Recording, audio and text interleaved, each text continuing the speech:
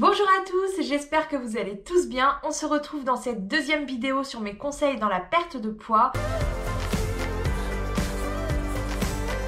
Pour ceux qui débarquent dans cette vidéo et qui n'auraient pas vu la première vidéo de mes conseils en perte de poids, je vous invite à aller voir d'abord cette vidéo sur mes conseils en perte de poids. Je vous mets le lien juste ici, où je parlais notamment de l'alimentation, à savoir quelle quantité manger, quels aliments choisir, quelle méthode choisir ou programme alimentaire pour perdre du poids. Il n'y a pas que l'alimentation qui compte dans une perte de poids. Dans cette vidéo, nous allons donc nous consacrer au mode de vie dans la perte de poids. Je vais vous parler dans un premier temps de l'hydratation, à savoir boire de l'eau. Est-ce que c'est important ou non pour perdre du poids?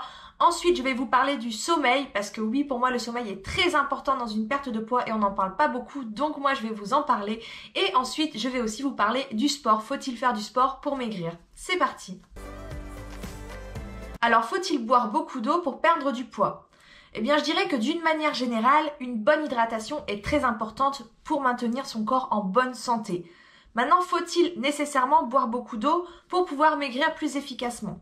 Alors oui et non. D'un côté, c'est vrai que c'est très important de bien s'hydrater. Pourquoi? Parce que l'eau qu'on va boire va éliminer les toxines qui sont présentes dans notre corps, qui, elles, stockent les graisses. Donc, on comprend bien l'importance de boire de l'eau pour éliminer. Par ailleurs, on sait que, comme vu dans la précédente vidéo, pour perdre du poids, il faut être en déficit calorique. Donc, on comprend là que brûler des calories va nous aider à perdre du poids. En quoi est-ce que boire de l'eau peut nous aider à ça? Tout simplement parce que quand on boit de l'eau, ça accélère notre métabolisme, ce qui va nous permettre de brûler plus de calories puisqu'on aura plus d'énergie. Mais là où l'eau peut être un véritable atout dans la perte de poids, c'est surtout au niveau des sensations que l'on ressent. Pourquoi? Eh bien parce que quand on boit de l'eau, on se sent rempli, on se sent un petit peu rassasié. Il y a plus de chances que derrière, on n'aille pas se tourner vers de la nourriture. Alors que l'eau, forcément, ça ne fait pas grossir, ça n'a aucune calorie. Donc dans ce sens-là, ça va aider. De plus, il faut savoir que quand on a faim, le corps envoie au cerveau un signal pour lui dire j'ai faim. Mais ce signal-là, c'est le même que pour la soif. C'est-à-dire que notre cerveau, il va réagir de la même façon pour la faim que pour la soif. On va recevoir le même signal. Donc on comprend là qu'une petite fringale pourrait être apaisée juste en buvant de l'eau. Je dirais donc que l'eau est une aide pour perdre du poids. C'est un atout qui n'est pas négligeable dans un parcours perte de poids. Maintenant, il ne faut pas non plus voir ça comme la solution à la perte de poids. Si vous buvez énormément d'eau, mais que à côté de ça, vous mangez n'importe comment, vous n'allez pas perdre du poids du tout. Alors combien d'eau faut-il boire pour maigrir? Si vous tapez sur Google cette question-là, vous allez trouver plein de choses. On va vous proposer des calculs, notamment en fonction de votre poids, de votre âge, ce genre de choses, je crois.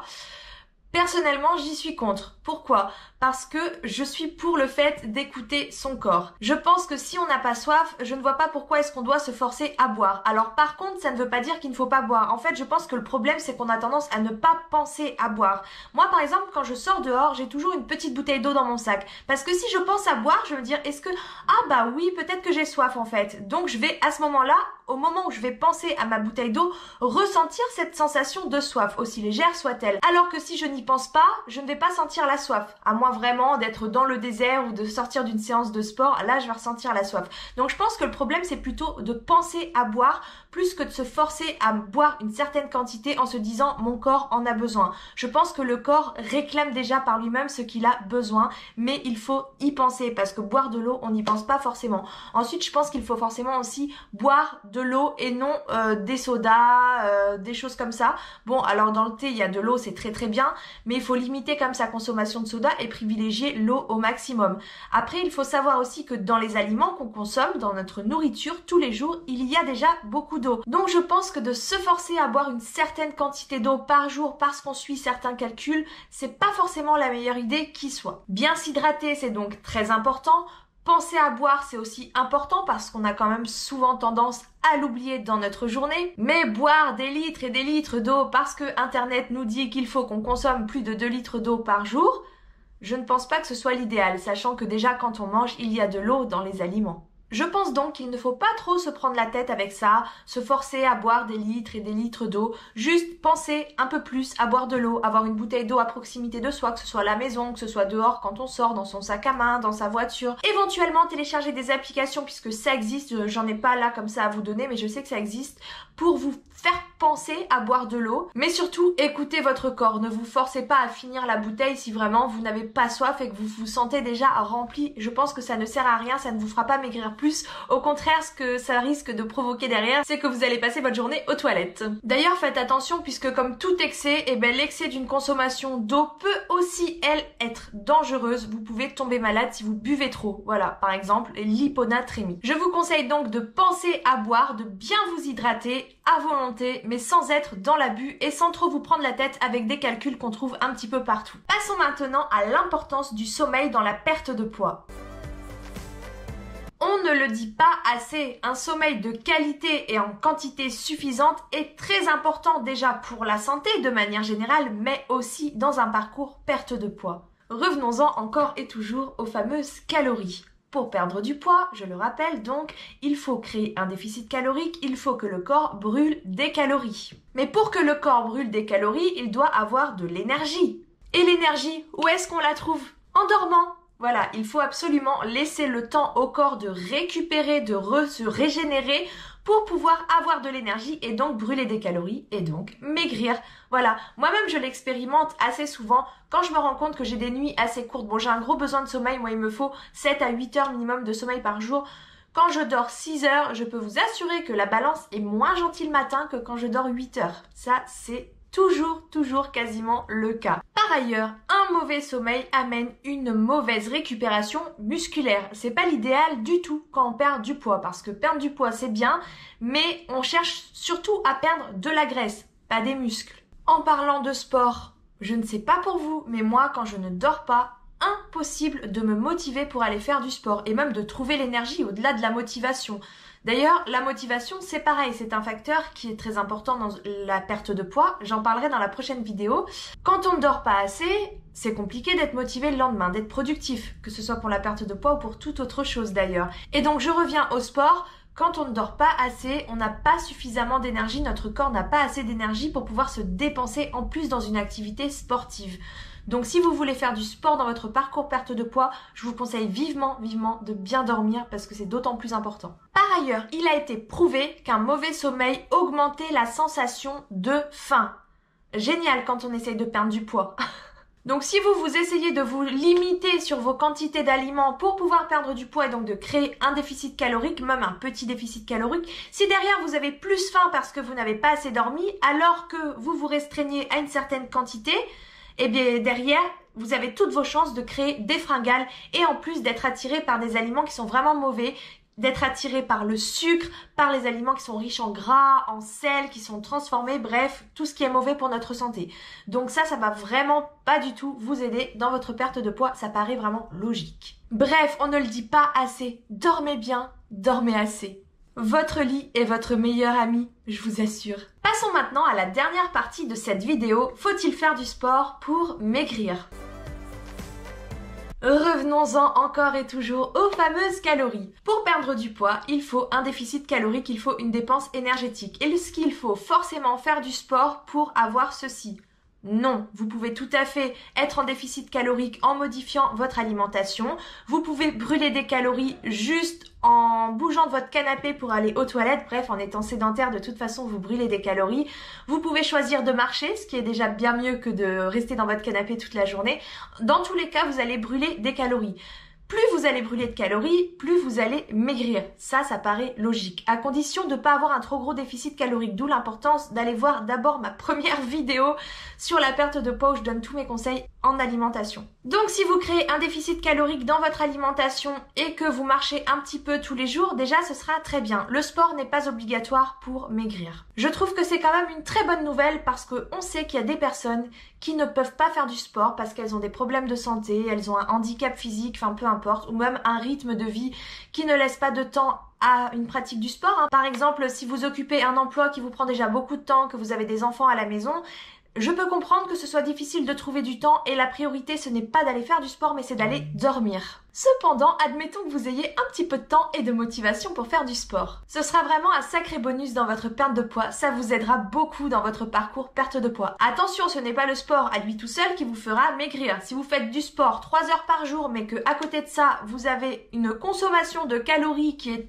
excessive, vous allez prendre du poids et vous n'allez pas maigrir. La base, c'est l'alimentation. Maintenant que vous avez compris ça, parlons de ce gros bonus qu'est la pratique sportive dans la perte de poids. Parce que le sport a quand même de nombreux effets positifs. Non seulement, revenons encore et toujours aux fameuses calories, la pratique sportive forcément permet de brûler plus de calories, donc vous allez perdre plus de poids. En plus de ça, il va augmenter votre métabolisme de base. Si vous ne savez pas ce que c'est, je vous invite toujours à aller voir ma première vidéo sur mes conseils en perte de poids.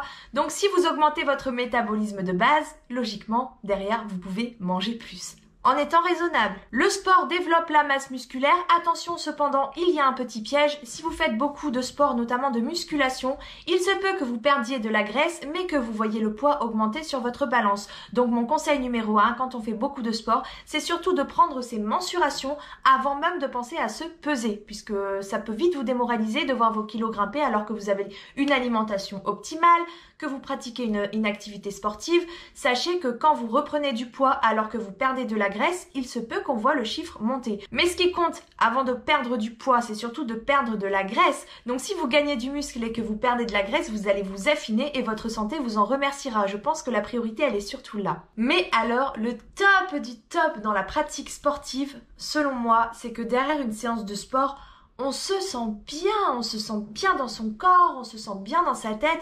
Personnellement, quand je fais du sport, c'est très rare, je crois que c'est jamais arrivé d'ailleurs, que derrière une séance de sport, j'ai une fringale où je me tourne vers des aliments transformés, des gâteaux, des sucreries, ce genre de choses. Parce qu'après une séance de sport, je me sens bien, je me sens fière de moi, je me sens apaisée, je ne suis pas stressée, bref... La liste est longue en fait. Faire du sport, ça fait du bien quoi. Et ça, on le doit aux fameuses hormones qui sont stimulées par la pratique sportive, comme par exemple les endorphines, la dopamine et l'adrénaline. Bref, faire du sport, ça met de bonne humeur, ça vous fait vous sentir bien, ça vous fait mettre votre corps dans une meilleure santé forcément et ça aide à la perte du poids, donc c'est tout bénef. Mais, je le rappelle, vous pouvez quand même vous en passer pour perdre du poids. N'empêche, si vous pouvez faire du sport, c'est carrément mieux. Par contre, je vous en prie, ne faites pas du sport juste pour maigrir, parce que sinon vous allez vous dégoûter du sport. Il faut trouver du plaisir dans une activité sportive. Je vous assure, j'en ai fait les frais. Vraiment, quand on fait du sport, c'est important d'y aller par goût et de faire les choses progressivement. Si vous êtes dans un mode de vie sédentaire, vous n'allez pas du jour au lendemain courir le marathon. Ça paraît même impossible. Vous allez vous péter quelque chose, ça va être difficile, vous allez cracher vos poumons. Bref, allez-y progressivement. Chaque jour, vous rajoutez une difficulté, un temps supplémentaire. Bref, vous y allez progressivement. Sortir de sa zone de confort, c'est bien. Essayez d'affronter la difficulté, c'est très bien, mais par contre, n'oubliez pas d'écouter votre corps. N'allez pas non plus au-delà de vos limites, parce que sinon, ça va faire l'effet inverse et ça sera pas bon pour vous. Si vraiment vous n'aimez pas le sport ou que vous ne pouvez pas en faire, essayez simplement d'avoir une vie un petit peu plus active, un peu moins sédentaire, c'est-à-dire en bougeant un petit peu plus, par exemple en augmentant son nombre de pas tous les jours. Au lieu de prendre la voiture, vous marchez, au lieu de prendre l'ascenseur, vous prenez les escaliers, ce genre de choses. Plus vous allez vous bouger et plus ça va vous aider dans votre perte de poids et plus vous allez être en meilleure santé. De manière générale, votre mode de vie aura une influence sur la balance, aura une influence sur votre transformation physique et psychologique forcément. Donc pensez à bien dormir, hydratez-vous quand même un minimum et si vous pouvez faire du sport, c'est mieux. Sinon, essayez de bouger un maximum. Voilà, tout votre mode de vie va avoir un impact sur votre perte de poids. Si vous dormez bien, que vous vous hydratez un minimum et que vous vous bougez un maximum, ça va vraiment vous aider dans votre perte de poids et vous allez voir le chiffre descendre beaucoup plus rapidement tout en pouvant vous alimenter sans restriction en vous faisant plaisir chaque jour. Donc pour moi, le mode de vie est très important dans la perte de poids. Ah bah ça y est, je crois que j'ai fait le tour. C'était très rapide cette vidéo, j'ai l'impression. J'espère que ça vous a plu. Je vous prévois une troisième et dernière vidéo sur mes conseils en perte de poids qui viendra du coup la semaine prochaine où on parlera plutôt maintenant de tout ce qui se passe dans la tête parce que ça aussi c'est très important. Allez, je vous fais plein de bisous et je vous dis à plus. The future is now.